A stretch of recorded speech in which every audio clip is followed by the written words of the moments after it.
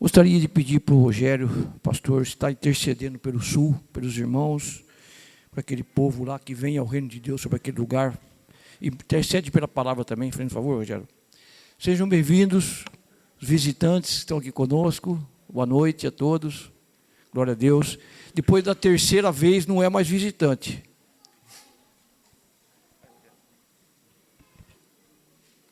Amém? Vamos orar, amados. A palavra de Deus diz que a oração do justo pode muitos seus efeitos. Amém? Amém, amados? Glória a Deus. Vamos orar? Amém? Nosso Deus e Pai, nós te louvamos, a Deus, te agradecemos, Jesus, por estarmos aqui nessa noite e nos colocamos, ó Pai, ó Deus, tapando a brecha do muro, Senhor. E clamamos, Senhor Deus, por aquelas pessoas, Senhor, que têm sido assoladas, ó Pai. Ó Deus, por essas enchentes, por essas chuvas, ó Pai. E clamamos a Tua misericórdia, Senhor. Pedimos que venha o Teu reino, Pai, sobre aquele lugar, Senhor.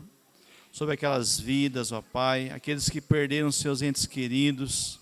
Nós pedimos que o Teu Santo Espírito, Consolador, venha consolar esses corações, ó Pai.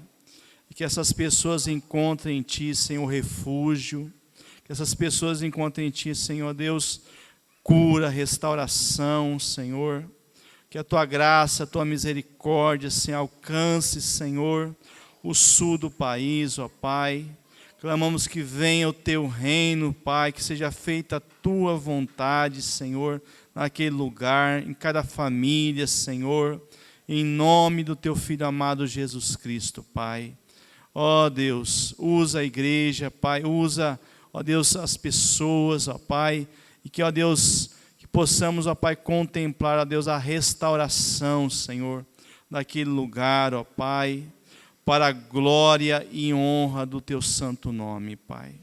Pedimos também, ó Deus, pelo ministério da palavra, usa a vida do Teu servo, ó Deus, que possamos estar, ó Deus, com os nossos corações quebrantados, ó Pai, que os nossos ouvidos atentos, e que possamos, ó Deus, cumprir, ó Deus, o Teu ide, cumprir a Tua vontade, Senhor Deus, como ela é feita aí no céu. É que nós Te pedimos, guarda-nos, ó Pai, e usa, Deus, cada um aqui nessa noite, Senhor, usa cada vaso, cada instrumento, ó Deus, em nome do Teu Filho amado Jesus Cristo. Amém, Senhor. Amém. Glória a Deus. O irmão Norberto está sarando de um vírus de dengue. O Silvio não está aqui hoje, está a trabalho. E a Marinete, a irmã que cuida da limpeza aqui, ela está fazendo um passeio. Estou com inveja dela. Esse ano passado eu não consegui sair, nem esse ano, mas o Senhor proverá, né? A paz que o Senhor dá, o descanso que o Senhor dá, é tremendo no coração da gente. Às vezes a gente não está descansando fisicamente, mas está descansado no nosso coração, né? Louvado seja Deus por isso. Agradeço a Deus pelo Ministério do Louvor, cada irmão que tem orado, cada irmão que tem participado aqui conosco. Quero falar mais um pouquinho, uma mensagem assim, eu diria que é uma mensagem expositiva, sobre reino de Deus, discipulado, propósito eterno de Deus, sobre a igreja, sobre congregar.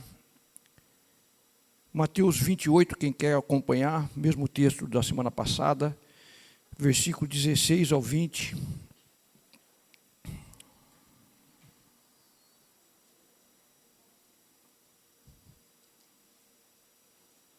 Aleluia.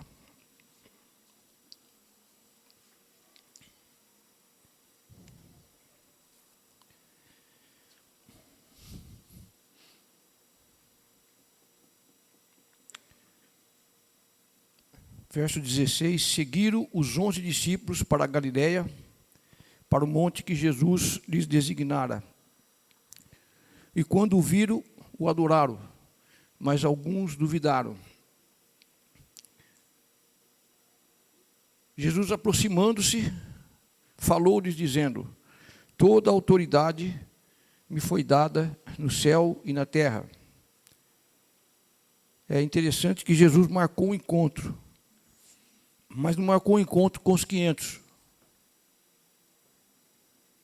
Eu não estou querendo inventar coisas aqui, mas, na verdade, ele marcou um encontro com 11, porque Judas havia se transviado. E Jesus marca um encontro com 11. Tinham cerca de 500 que já eram realmente convertidos. E a Bíblia diz que Jesus se aproximou deles. Jesus mandou chamar eles ali. E depois Jesus se aproximou. Eu quero dizer uma palavra profética para você. Jesus se aproxima de discípulos. Ele toma uma iniciativa de se aproximar. E foi o que ele fez aqui. Não foi eles que aproximaram. Foi Jesus que veio até eles. Havia uma posição no coração de Jesus. E Jesus passou a noite inteira orando ao Pai: Senhor, quais são os discípulos de linha, vamos dizer, de linha número 1, que o Senhor quer me dar? Quais são esses discípulos? E ele passou a noite inteira orando, e a Bíblia diz que no outro dia ele escolheu os 12. Então isso foi de cima para baixo, foi de revelação. Deus falou: olha, esses daqui são os seus discípulos. Este aqui é um propósito eterno que eu tenho nesta época, no teu ministério, no ano 33. Nós estamos hoje no ano 2024. Do quê? Que Jesus nasceu. Existe uma sequência, existem propósitos para o qual nós nascemos. Existe um quebra-cabeça, uma montagem, que cada um vai fazer o seu papel nesse quebra-cabeça. E Jesus se aproximou desses 11. Aqui era, eu creio que o 40º dia que Jesus estava se manifestando. Em Atos capítulo 1, a Bíblia fala que Jesus apareceu aos discípulos e durante 40 dias ele apareceu consecutivamente e falou a eles a respeito do reino de Deus. Eu posso ter a ousadia de pedir: Senhor, fala para mim desse assunto. Fala para mim desse reino. Fala para mim da tua vontade. Fala para mim do teu propósito. Fala para mim como que é o céu. Fala para mim quais são os propósitos. Por que o Senhor criou o homem? Porque o Senhor teve uma ideia de pegar uma criação nova. Deus chegou lá: eu vou gerar uma geração nova, homens, mulheres. Vou dar a eles a faculdade de se procriar. E vou encher o céu na eternidade futura desses homens e mulheres que aceitaram o propósito de Deus para viverem glorificados. Esse corpo meu, às vezes eu tenho um pouco de dificuldade. Eu não sou velho, mas também não sou novinho. Às vezes eu penso numa coisa, se eu não escrever, eu esqueço. Tem hora que eu esqueço. E eu fico ali: mas o que foi mesmo? Então, às vezes, existe uma diferença, né? Quando eu tinha 15 anos, não tinha esse negócio, não. Não estou reclamando. Sei que Deus me sustenta. Mas tem hora que esquece. É diferente, né? Às vezes eu preciso anotar. De madrugada, às vezes eu recebo uma revelação. Eu tenho que anotar para não esquecer. Isso também acontece, né, com as pessoas. Mas então a gente vai, o nosso corpo fica velho, fica idoso, ele fica flácido, enrugado, ele perde a força, a agilidade, ele perde. Às vezes a pessoa chega a uma certa idade com os ossos com osteoporose, perigoso mal de Alzheimer.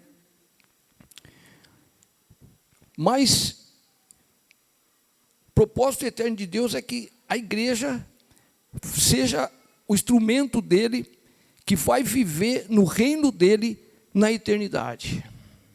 Um dia eu vou perguntar para Jesus: Jesus, o Senhor colocou a nós no lugar do diabo?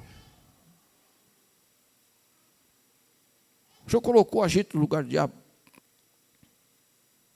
Porque na eternidade passada, 33% da população celeste, 33%, a terça parte dos anjos, se rebelaram contra Deus.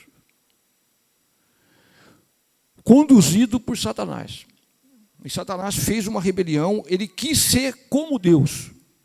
E Satanás falou: eu subirei as montanhas mais acima das montanhas mais altas de Deus e serei semelhante ao Altíssimo. E Deus falou: você vai ser precipitado, você não vai subir, você vai cair.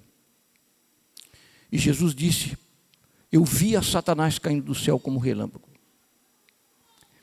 E quando Satanás se rebelou contra o reino de Deus, contra o governo de Deus, Deus olhou para ele e viu que a terça parte dos anjos tinha aderido. Imagina um grupo começa a fazer uma facção.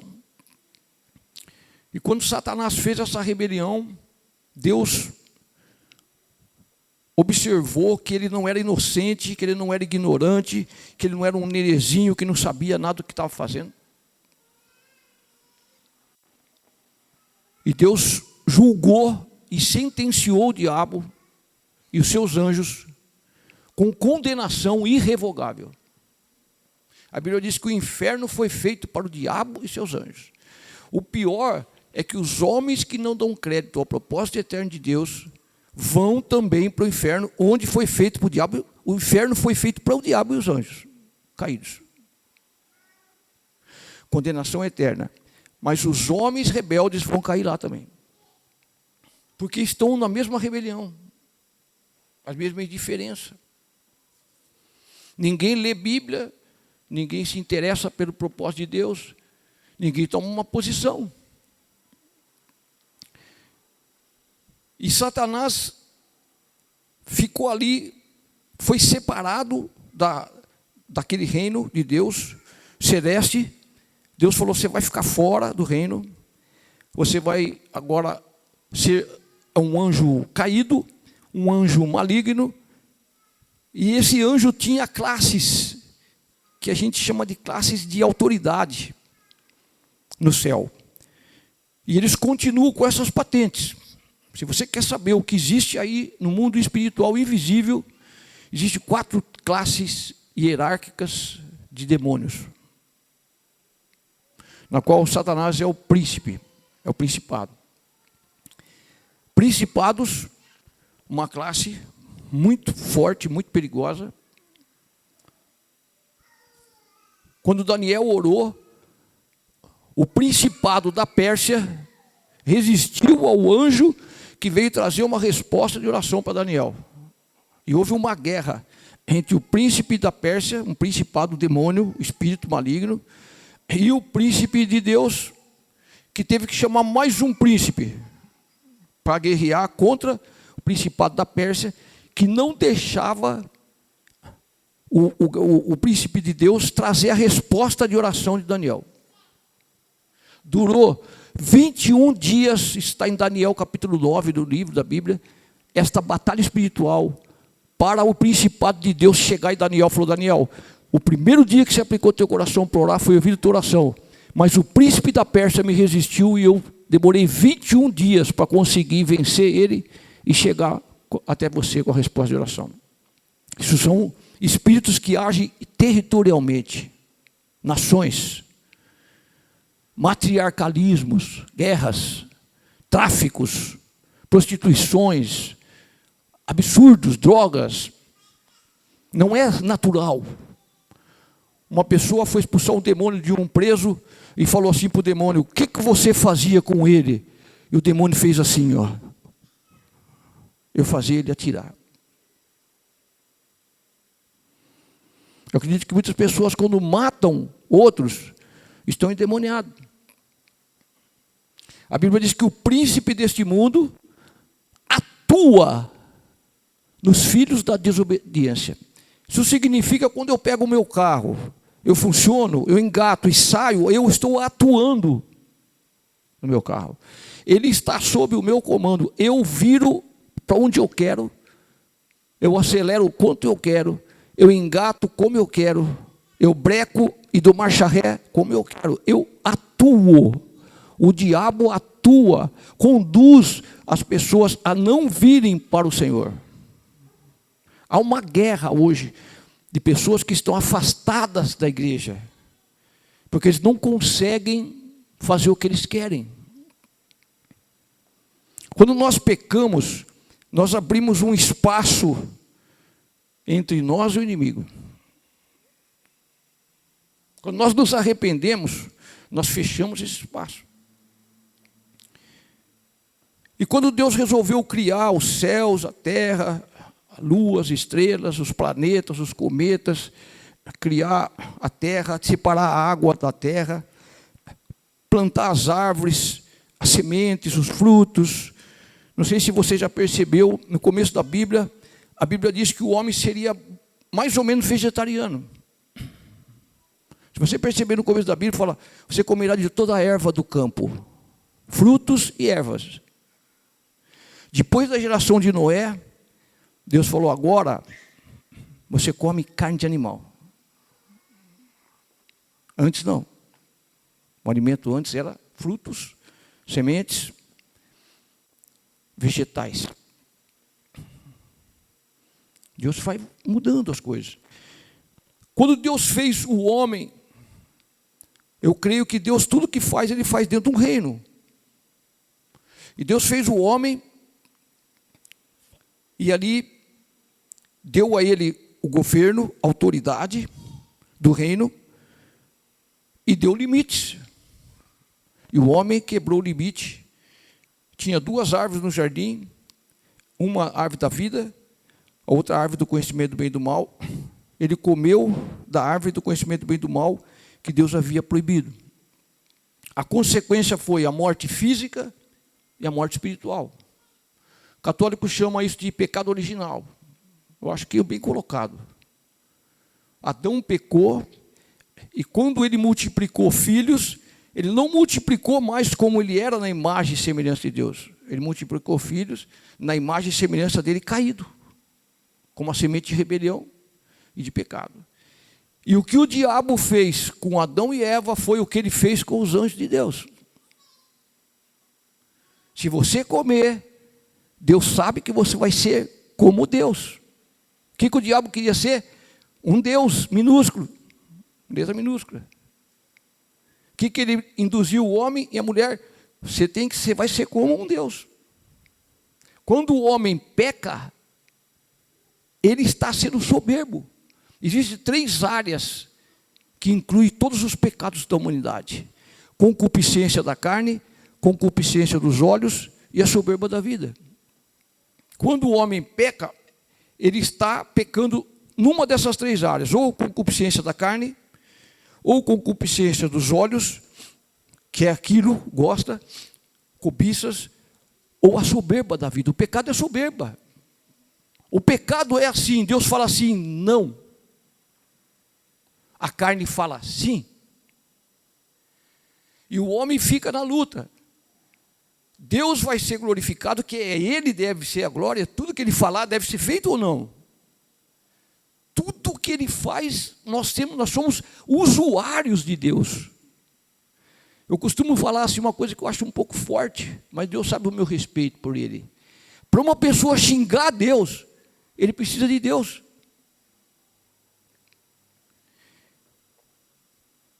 E a pessoa, quando peca, ele está dizendo, Deus, a tua vontade está abaixo da minha. Isso é soberba da vida. Eu quero ser agora Deus. Quantas pessoas hoje dizem assim, esses dias um irmão afastado há muitos anos falou assim, Deus tem que tratar muito comigo se Ele quiser que eu volte. Quase que eu falei para ele, Deus precisa falar comigo para me voltar. Querido, está falado já o que Deus quer. Não precisa falar com você e comigo. Se alguém quer saber a vontade de Deus, tem 1.200 e poucas páginas aqui falando. O propósito de Deus na eternidade passada, no Antigo Testamento, era usar Israel, descendentes de Abraão, para ser a geração, modelo, padrão, para que as nações fossem salvas. Hoje a igreja é o instrumento de Deus, e o método é discipulado. E se nós não entrarmos nisso, amados, Nós vamos filosofar, mas não vamos fazer a obra de Deus. A obra de Deus já tem um modelo. A igreja, Israel falhou completamente no propósito de Deus. Israel falhou tanto que na crucificação, no julgamento de Jesus, eles escolheram Barrabás e não escolheram Jesus, que era o Messias profetizado, o Salvador. Jesus chegou em Nazaré e falou: o Espírito do Senhor está sobre mim. A solução de Nazaré acabou, está tudo aqui resolvido. Todos os leprosos vão ser curados, os paralíticos vão andar, os endemoniados vão ser libertos. Sabe o que fizeram? Quiseram jogar ele de cima da montanha de Nazaré, da cidade. O homem sem o Espírito Santo, sem revelação e sem cruz, é uma encrenca. Certo, gente? Certo, Carlos? O homem sem cruz, sem o Espírito Santo, sem a palavra, sem obediência, sem renúncia, sem tomar uma atitude, ele é uma encrenca. Ele é um exemplo péssimo. Quantas pessoas que eu poderia chorar e falar assim: posso falar uma coisa para você? Você está levando sua família para um caminho horrível. Você está destruindo a sua família. Porque você hoje vive a sua vida de uma forma errada. Quantas vezes os propósitos de Deus foram frustrados? Eu vejo Saul. Deus chegou para... Um dia houve uma história muito triste do povo de Israel, um povo chamado Amaleque.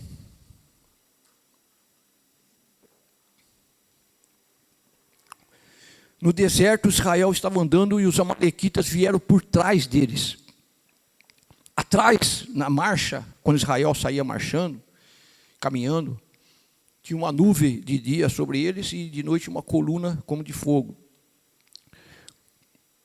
E quando Israel saía, os velhos, os idosos e as crianças, que a marcha era mais lenta, eram mais fracos, mais cansados, mais lentos, eles iam atrás, na retaguarda. E Amaleque, sem falar nada, veio atacando Israel pela retaguarda. E Moisés chegou ali e falou assim: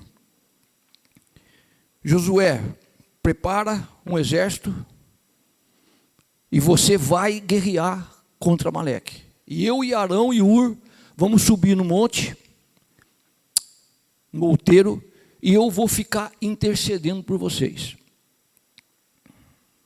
Aí acontece que a Bíblia diz que quando Moisés levantava as mãos, que eu creio que é rendição e imposição de mãos, abençoando, intercedendo como sacerdote pelo povo, eu creio que a base da imposição de mãos estava ali, ele estava abençoando o povo. E a Bíblia diz que quando Moisés levantava as mãos, impunha as mãos sobre Israel, Israel prevalecia na guerra. Como as mãos dele eram grandes, pesadas, ele era já idoso, ele se cansava e abaixava as mãos, e Amaleque prevalecia na guerra. E Arão e Ur perceberam. Você pode, fazendo um favor, o Rogério trazer uma cadeira aqui, e o Raul e o Rogério vir aqui, fazendo um favor? Aí então, eles pegaram, faça favor, viu? Eles pegaram, Arão e Ur arrumaram uma pedra, puseram embaixo de Moisés, falou: senta, Moisés. Moisés sentou na pedra, e é um ato profético, tá? Moisés sentou na pedra, e eles seguraram Arão numa mão, e Ur na outra mão erguida de Moisés, intercedendo, impondo as mãos. E Israel prevaleceu contra Amaleque. Eu vou fazer um ato profético de fé, como servo de Deus. Eu vou pedir para o Rogério e para o Raul segurar minhas mãos para cima. Eu vou abençoar a sua vida. Se você tem um problema na sua casa, problema financeiro, problema espiritual, bebida, doença, coloca isso diante do Senhor. Nós vamos estar orando juntos, amém? Senhor, em nome de Jesus, com imposição de mãos que nós cremos, com autoridade espiritual que o Senhor deu à tua igreja, que o Senhor deu a nós, nós queremos agora, Pai, declarar, em nome de Jesus, eu abençoo a tua igreja, e oro, Senhor, que haja libertação nas vidas familiares, libertação na área financeira, na área de espírito de bebida, saiam dessas vidas em nome de Jesus. Toda enfermidade saia da igreja e dos familiares nossos, em nome de Jesus. E venha uma unção de discípulos, uma unção de obediência sobre nós, unção de quebrantamento, unção de maturidade, de unidade, unção de paz, unção de crescimento espiritual. Seja feita a tua vontade, Senhor. Esta palavra de Mateus 28, que nós sejamos discipuladores de nações, como discípulos fiéis. Eu abençoo a tua igreja como discípulos fiéis, em nome de Jesus. Amém. Obrigado, irmãos. Amém. Vocês não esperavam essa, hein? Obrigado. Obrigado, Raul. Obrigado.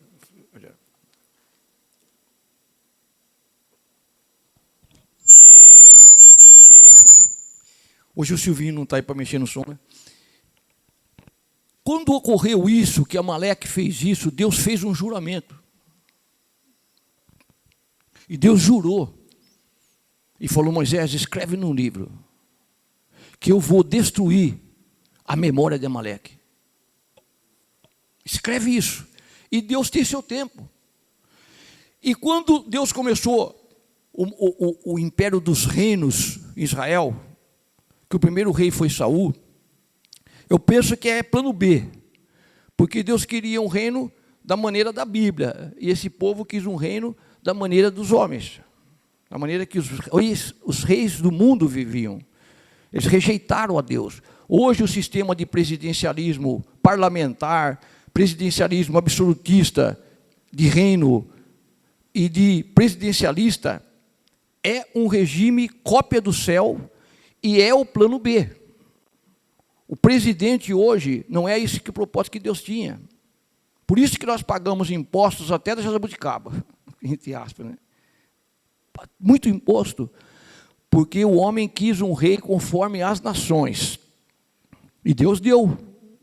Mas o plano de Deus era que um homem não fosse com muitas mulheres, que ele tivesse uma cópia da Bíblia e vivesse a Bíblia. É um plano do espiritual. Mas não foi assim. Quando Saul foi levantado como rei, Deus usou Samuel e falou, Samuel, vai agora até Saul. E Samuel chegou para Saul e falou, Saul, atenta, pois, nas palavras que eu vou te dizer, presta atenção nos detalhes. Quando Deus dá uma ordem para nós, quando nós damos uma ordem para um discípulo, a gente tem que ensinar o discípulo a que nível que foi aquela ordem e o que está se esperando daquilo. Quando eu dou uma ordem para minha filha ou para um discípulo, eu procuro ser claro e pergunto, você entendeu? E às vezes a pessoa fica brava comigo. Porque às vezes você dá uma ordem e a pessoa fala, não, eu fiz assim, mas eu fiz assim. Qual foi a ordem? A ordem foi fazer assim, assim, assim. O que você fez? Não, eu fiz assim, assim, assim, mas eu achei melhor. Não, você não entendeu.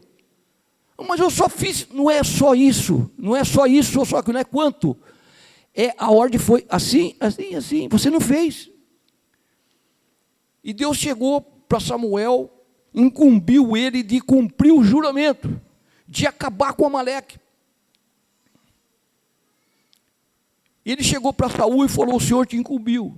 Vai e destrói totalmente os amalequitas, mata homem, mulher, velhos e crianças, não poupa ninguém e não poupa nada deles. Não traz boi, ovelha, nada. Não traz despojo. Saul foi na guerra, matou os amalequitas, poupou Agag, que era amalequita, o rei, poupou ovelhas e bois, e Samuel não sabia. Samuel não viu, não conversou com Saul, mas ele não dormiu a noite inteira. Isso é uma luta espiritual. Quando a gente está tratando com autoridade, quando a gente está tratando com obediência, e acontece uma desobediência, o líder sofre, Eu falo às vezes de mim, mas eu estou falando de qualquer um de nós aqui que faz discípulos. O líder sofre uma pressão, uma batalha espiritual, porque algo anormal está acontecendo no mundo espiritual. Alguém está em rebelião.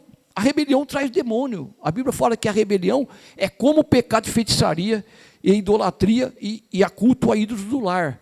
Isso traz demônio. Quando uma pessoa desobedece, ela age com rebelião e demônio começa a agir. Eu um dia fiquei na igreja, senti algo de Deus, é muito difícil ter esses sentimentos assim. Eu senti uma revelação de Deus e falei, Deus, tem alguma coisa errada nessa igreja. E eu comecei a olhar na igreja e parei o meu olho numa irmã, chamei a irmã, o problema era a irmã. Problema espiritual.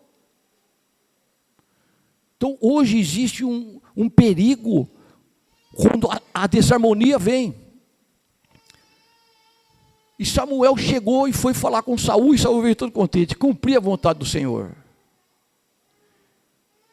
E Samuel falou, o que é esse barulho de ovelhas e de bois que eu estou escutando? Esse balido.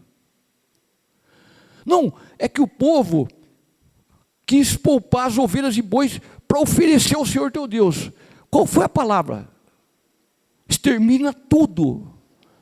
Não, mas eu vou oferecer ao Senhor teu Deus. Você vai oferecer ao Senhor, meu Deus, o que Ele mandou exterminar? Você acha que Deus está com problema? Deus está com a cabeça ruim? Cai em contradição? Ele falou para você matar, você não mata e oferece para Ele. Quem mandou? Quem falou que Ele gostou? Que Ele pediu que oferecesse para Ele? E ele disse, eu poupei o rei Agag. Ah, rei também, eu sou rei, vamos ficar amigos. Há perigos quando Josafá se aliou com Acabe.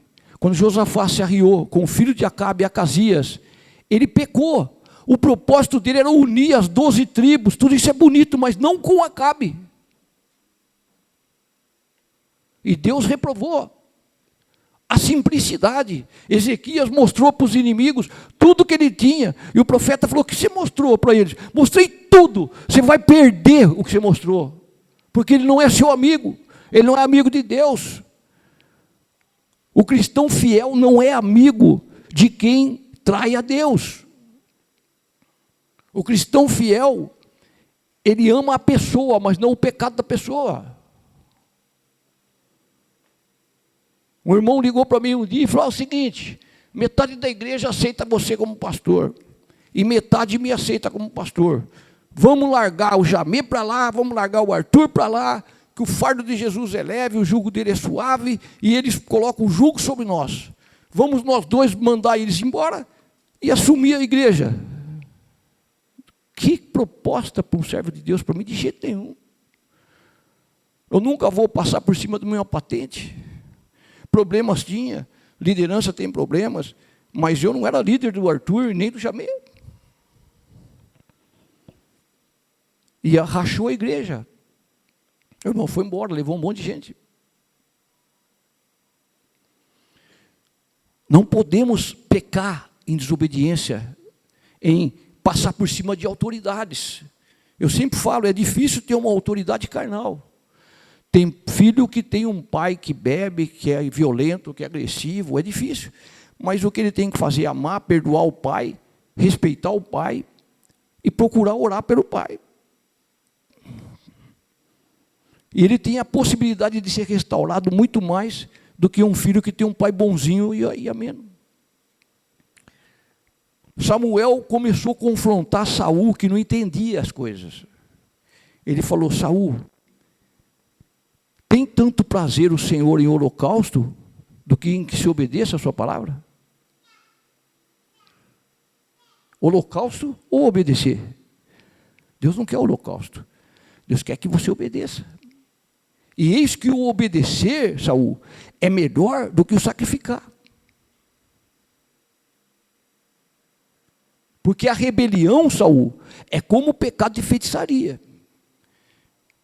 E como a idolatria e culto a ídolos do lar, a rebelião é brecha para demônio. E Deus falou através de Samuel, o Senhor se arrependeu de colocar você como rei.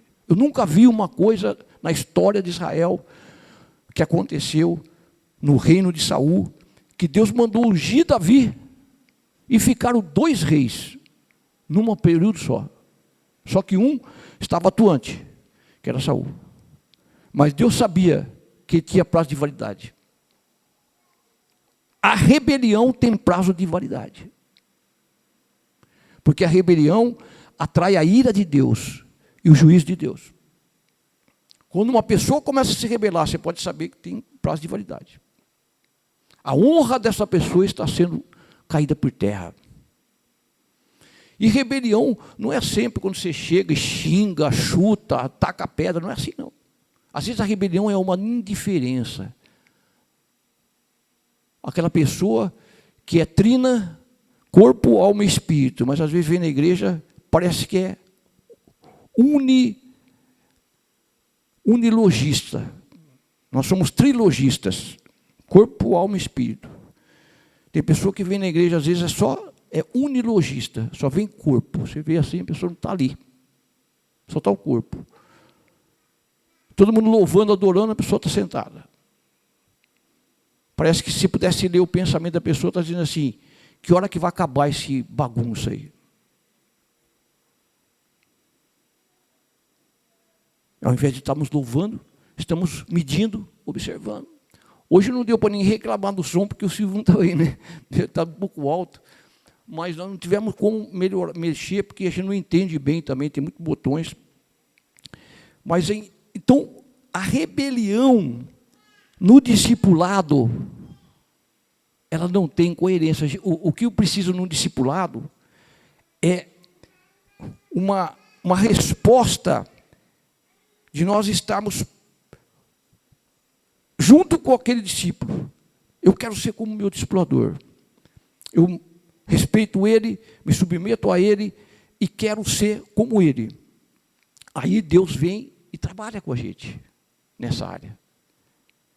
Quando houver isso em nosso meio, um discipulado mais forte, nós vamos falar que as pessoas conseguiram aqui trazer um discípulo para cá, converteu o discípulo, levou ele a entregar a vida para Jesus, levou ele ao batismo nas águas, batismo com o Espírito Santo. E a Bíblia diz, em Mateus 28, que Jesus deu uma missão que não é rápida, não. Ide, portanto, fazer discípulos de todas as nações, batizando-os em nome do Pai, do Filho e do Espírito Santo, ensinando-os a guardar todas as coisas que vos tenho ordenado. João, o apóstolo, escreveu assim, se tudo que ele fez e falou, fosse escrito, nem mesmo no mundo inteiro caberiam todos os livros que Jesus escreveu, que ele fez. E ele falou assim para os discípulos, ensina o discípulo que você fizer a guardar todas as coisas que são princípios do meu reino que eu tenho ensinado para você. Isso é impossível fazer sem relacionamento. E relacionamento dói. As pessoas que têm intimidade comigo sabem disso. Nós somos maravilhosos à distância. Chega perto, dá problema. Não sou só comigo, não é só com o Pedro, só com o João. Casamento também dá problema. Relacionamento de namorado, noivo, marido, dá problema. Porque as diferenças aparecem. Existem 3 fases num bom relacionamento. Romance, realidade e redenção. O romance é aquela época que você conhece e está tudo maravilhoso. Depois vem a realidade. Aí a gente vê que um é atrasado, o outro é lerdo, o outro é rápido, o outro é nervoso, exalta a voz, o outro não perdoa, o outro fica bicudo. E aquelas coisas. Aí começa uma restauração, né?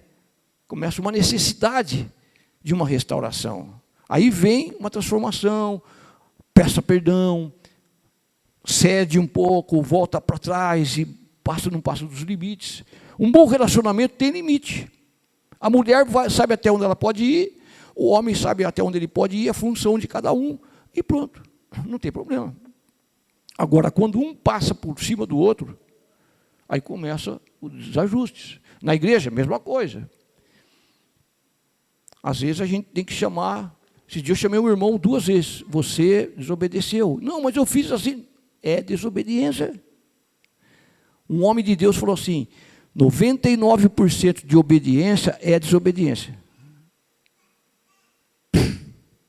É duro, né? Então nós temos que aprender a obedecer.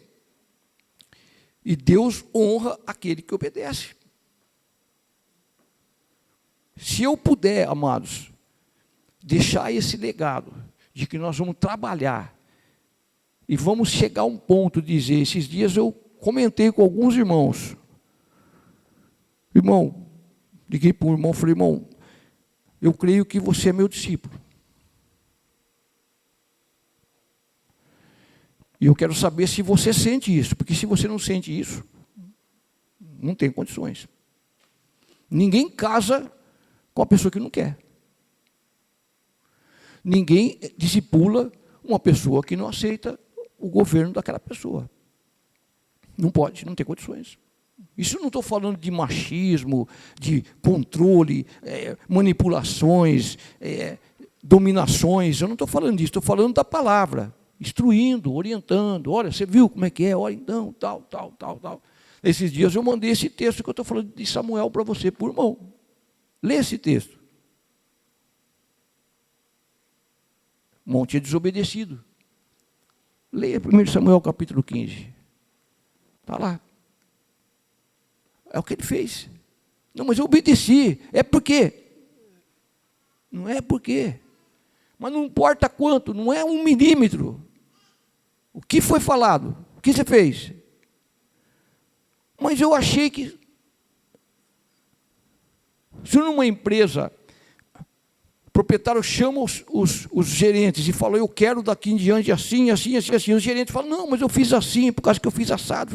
Um irmão chegou num gerente e falou, gerente, vem aqui. Eu quero que você faça assim. Ele não fez. Passou uma semana e chamou o gerente de novo. Gerente, eu pedi para você fazer assim, porque eu sou dono da empresa.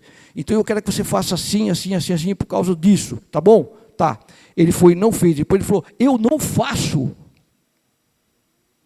o jeito que você está falando. O gerente falou. Ele falou, então faz um favor para mim. Passa na tesouraria e peça a sua demissão. Você está falando sério? Sério. Por favor. Aqui você não vai ficar. Nós começamos a construir aqui, eu já contei algumas vezes, começamos a construir aqui e tinha um pedreiro desempregado. Esse pedreiro veio para a igreja muito pobre, carente, desempregado. Nós ajudávamos com cesta básica, apagava luz e água, ajudava ele completamente. Aí um dia ele falou assim, posso ajudar na construção? Aí veio um outro também e pediu para ajudar. E ficou pessoas trabalhando assim de dia, bem pouquinho, devagar. Aqui tinha um serviço muito pesado. E eu observei que o engenheiro falava para mim assim, Amir, fala para o pedreiro fazer uma platibanda aqui assim, com tantos tijolos, que vai ser colocado uma laje, vai ser colocado telhado, e precisa fazer essa parte. Aí eu chamava ele, irmão, faz favor. Olha, o engenheiro pediu, por favor, por gentileza, você fazer isso aqui, assim, que vai vir uma construtora aqui para fazer a cobertura. Aí passava uma semana e eu vinha no lugar, não estava feito o serviço que eu tinha falado. E ficava uma situação chata, porque o engenheiro falava para mim, eu falava para ele, e eu via que ele não fazia. Passa mais uns dias, o engenheiro me procura de novo, fala para o pedreiro fazer assim agora. Eu chamava o irmão, faz favor, pois não, faz assim, o engenheiro pediu para você fazer assim. Passava 2 dias, eu ia lá, não estava feito. Chegou na 3ª ou 4ª vez, eu chamei o pedreiro, faz favor um pouquinho falar com você. Eu perguntar para você, com toda educação, quando eu peço para você um favor, para você fazer um serviço que o engenheiro me fala, você não entende ou você não faz? Propositalmente. Eu assustei. Ele falou assim para mim, eu não faço e homem nenhum nunca mandou e nunca vai mandar em mim. Falei, querido, não é questão de mandar, é questão de precisar, nós estamos fazendo algo junto. Você trabalha para mim, eu pago você. Eu entendo que se eu falo para você fazer, você deve fazer. Eu nunca vou obedecer sua ordem e ordem de homem nenhum. Você não vai ficar chateado comigo se eu falar uma coisa para você? Agora, pega as suas ferramentas, está aqui seu acerto, e nunca mais você entra aqui para trabalhar para mim, a não ser que você mude a sua filosofia. Aqui comigo, nunca mais você vai trabalhar comigo se você não me obedecer quando eu falar. Agora eu fiquei bravo. Falei para ele. Está até agora bravo. Foi embora. No outro dia, eu estava num lugar, ele veio conversar comigo, aqui cuspia. Falei, meu irmão, você está nervoso à toa. Está resolvido o problema. Você não vai obedecer nada, fica tranquilo. Só que presta atenção. Para mim, você não trabalha mais se você não for obediente ao mesmo. Para mim, ou você é meu empregado, você não é.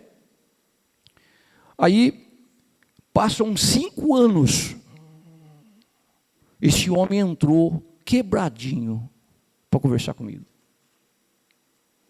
Eu vim aqui pedir desculpa para você. Eu sou nortista, tinha uma cultura errada, e você me ensinou muitos bons exemplos. Hoje eu sou próspero, tenho uma bicicletaria, e tenho um monte de coisa, porque você me ensinou um monte de coisa, e eu não fui fiel a você. Passei ele, esquece, está tudo certo. São situações que a gente é honrado depois. Olha, eu não fui obediente. Então, o discipulado é uma submissão no Senhor para aprender a viver o reino. O reino de Deus foi perdido. Quando a igreja viveu um discipulado coerente, essa igreja vai chegar diante de Deus, ela vai ter uma unção que a Bíblia fala assim, que o Senhor não quer que ninguém se perca, mas que todos os homens sejam salvos e cheguem ao pleno conhecimento da verdade. Esse é o propósito eterno de Deus na cruz. Quando Jesus morreu na cruz, Deus falou, você está morrendo para que todo homem, no sentido gênero, seja salvo e chegue ao pleno conhecimento da verdade. A igreja só vai ser aperfeiçoada através dos 5 ministérios e do discipulado. A igreja precisa se adequar a isso. Eu não sei, eu não posso ser que até que eu esteja exagerando, mas Jesus não conseguiu fazer milagres em Nazaré porque havia incredulidade neles. Deus, com todo o seu poder e fé, não fez milagres que era para fazer por causa deles. Quando Jesus foi na casa de Jairo, ele sentiu um clima de incredulidade lá.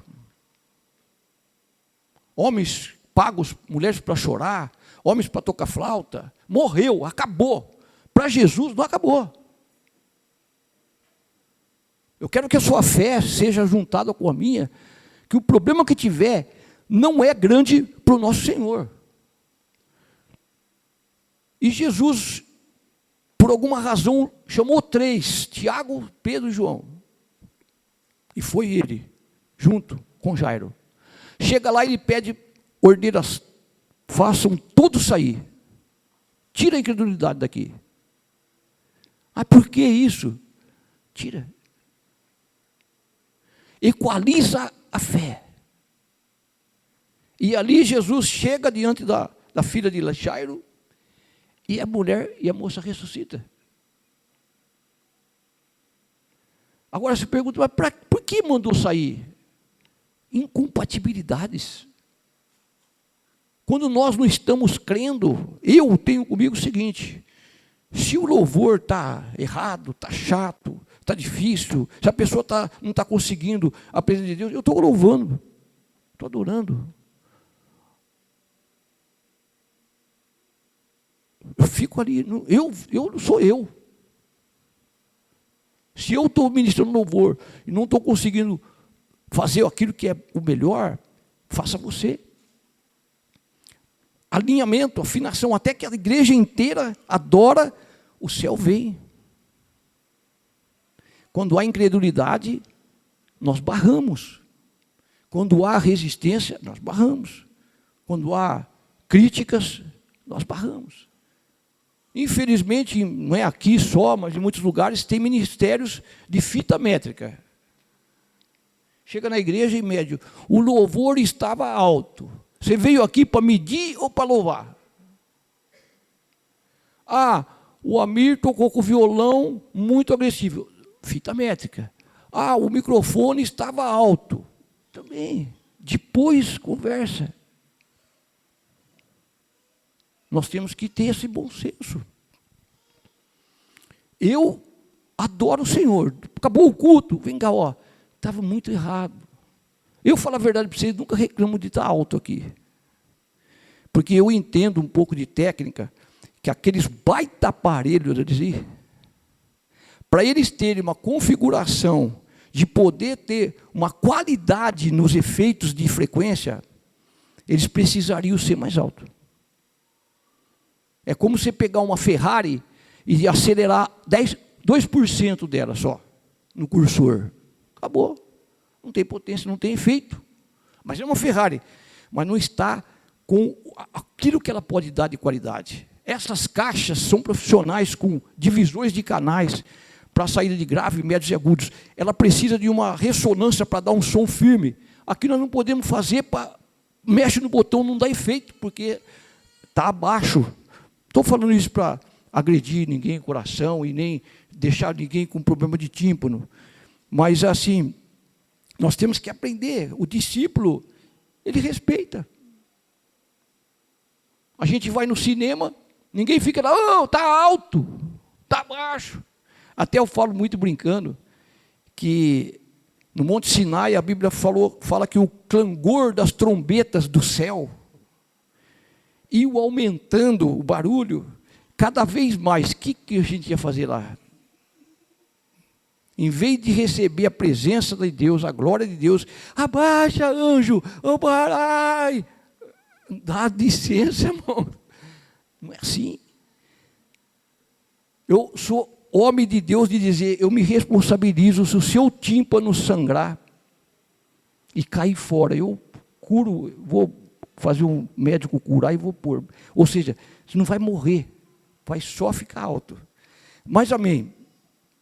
Eu quero deixar isso para os irmãos, uma visão de discipulado. Em Atos capítulo 6, a Bíblia fala, multiplicando-se o número dos discípulos, houve problemas. João 17, Jesus está falando sobre os 11 discípulos.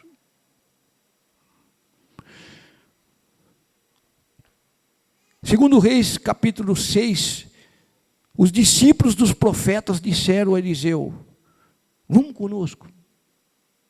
A Bíblia fala de discipulado, de alunos, de pessoas que creem que Deus vai me edificar através de uma pessoa.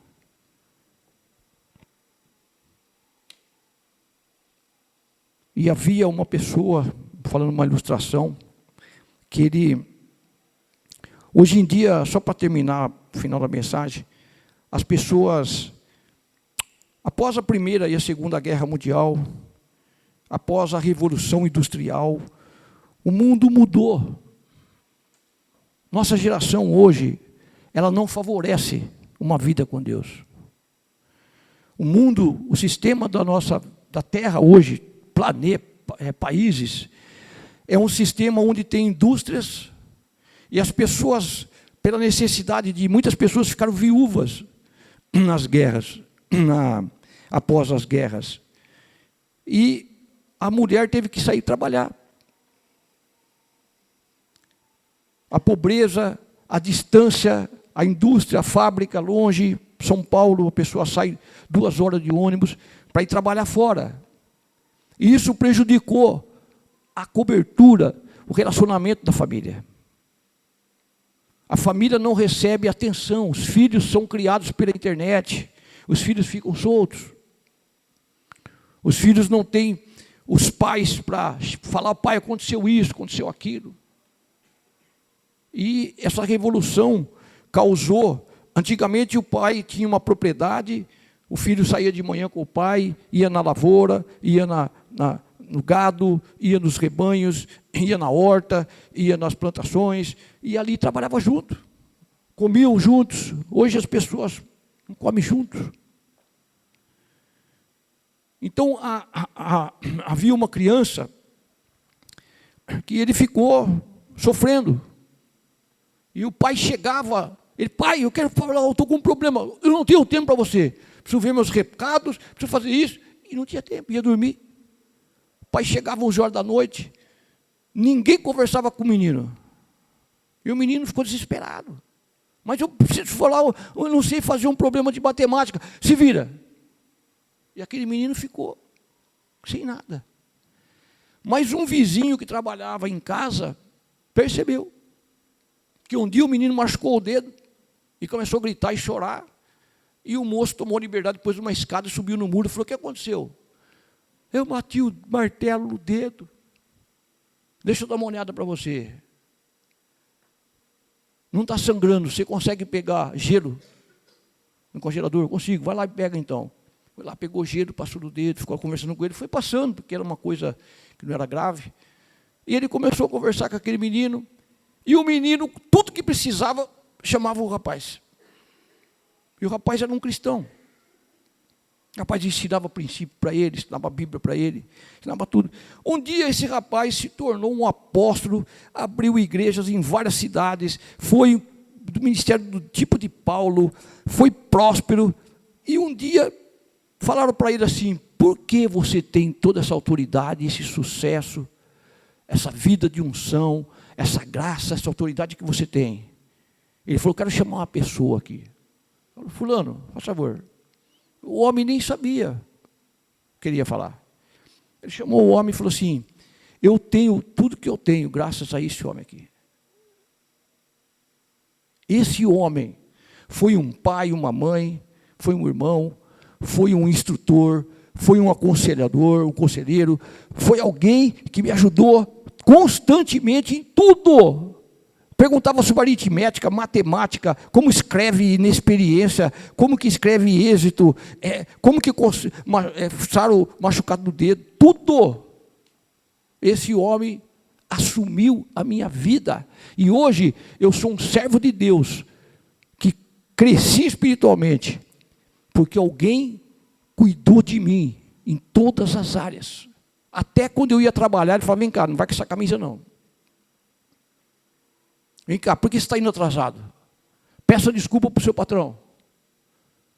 Diga para ele que você não vai acontecer mais isso.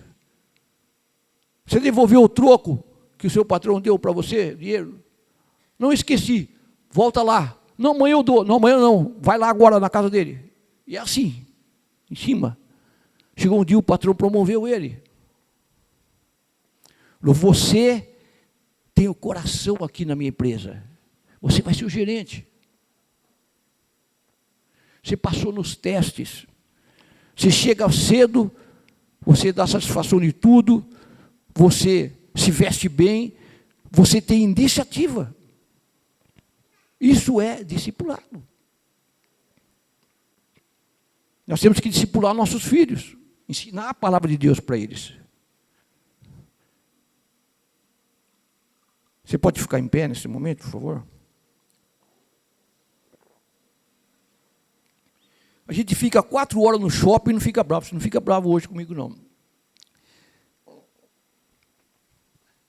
Eu quero que a gente aprenda, amados, que a igreja hoje, ela escuta com o ouvido porque não é surda. Mas ela não ouve muitas vezes com o coração. Que quando nós ouvimos com o coração, nós saímos daqui com uma nova mudança. Eu não estou falando dessa igreja. falando da igreja. Se a gente passar uma peneira no que é discipulado bíblico que tem dentro da igreja do Senhor hoje no Brasil e no mundo inteiro, nós vamos ficar decepcionados. É só teoria. Mas se, olha, você pior que pica-pau no tronco e pior que carrapato, vocês vão me aguentar. Daqui para frente o que acontecer, vem cá, você quer ser discípulo ou não? Ah, pastor, eu quero ser assim, então senta aqui, vamos conversar de novo. Eu já estou nisso, ó. Porque eu não vou brincar de igreja. Eu não quero que Jesus fale, você tem ouvidos e não ouve, tem ouvidos físicos e não ouve espiritualmente. Você tem olhos físicos e não enxerga espiritualmente. Eu não quero que Jesus fale isso para mim.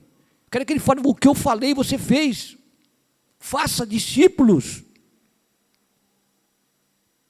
E ensina eles. Senta com eles. Conversa com eles. Dialoga com eles. Avalia. Questiona. Deixa eles também te questionar.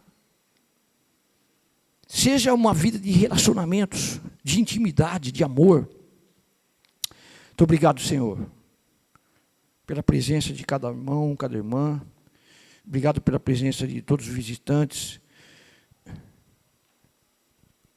Nos ajuda, Senhor, de ser e fazer discípulos de nações, de ensinar os discípulos a guardar, a obedecer ao Senhor, a te honrar, em todas as situações e momentos e áreas.